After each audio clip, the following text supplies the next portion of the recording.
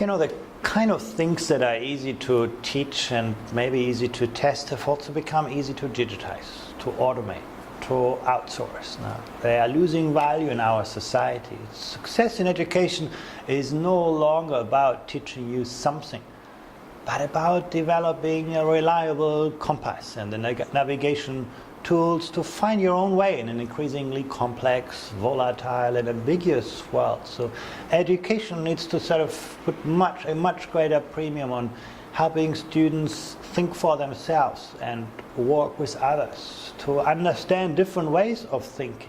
Can you think like a scientist? Can you think like a philosopher? Can you think like an historian? And can you integrate different ways of thinking in a problem? Can you actually live with and thrive in diversity? Appreciate that people, have different ways of thinking, different ways of walking, valuing different kind of cultural settings. Now, those kinds of qualities are becoming increasingly important in the world in which we live, and they require a different set of pedagogies.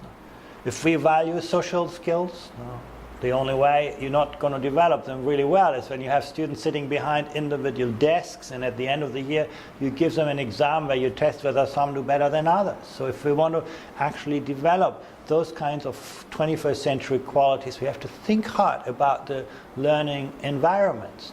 Some things, some social emotional skills, we learn a lot better at the workplace in a school-based setting, where we work with real people on real problems that actually make a difference. So rethinking learning environments and the organization of schooling is critically important to actually develop the qualities that are going to make a difference. Education is sort of trapped by many kind of beliefs of what makes us currently successful, and they may not be predictive of what young people will need for their future.